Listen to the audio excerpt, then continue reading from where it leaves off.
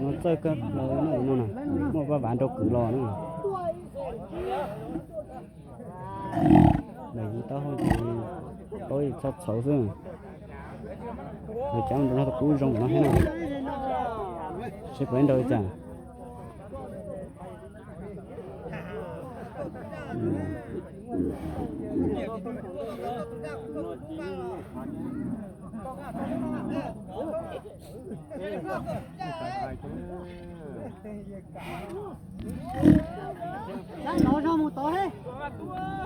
là sấy tao nữa đó là những ba tòn đấy nó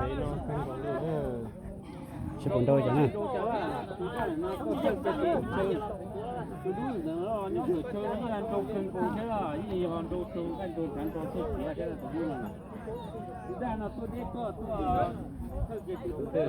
chơi đủ đa là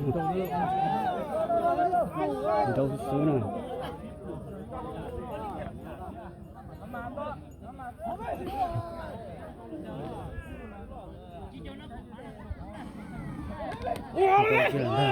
Trang tạm để vô.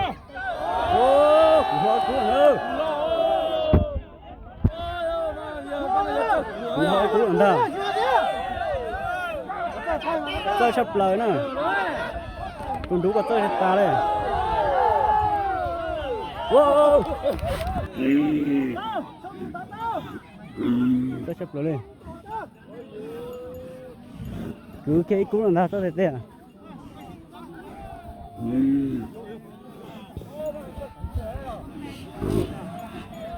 Chơi sập lời này.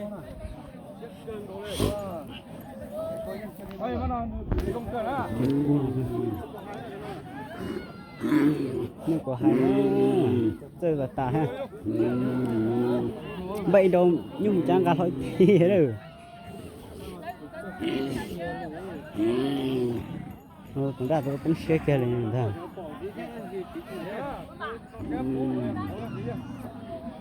Hãy chấp đỡ đi.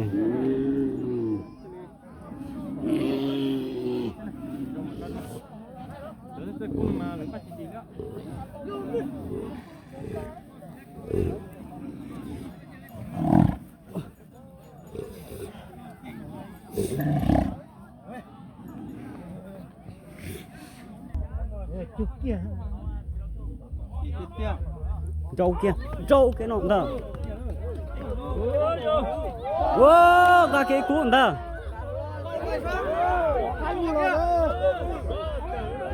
Chín đâu đi cái gì?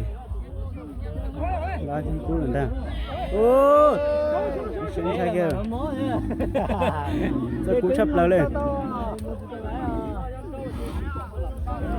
Rất cú tật ta này. Nhớ tiến đến chứ chở bóng gan tí nào.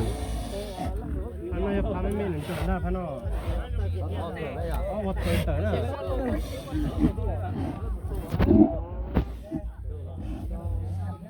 Trong cái tê là này. Cưng có lên là tao nó tôi có một cái là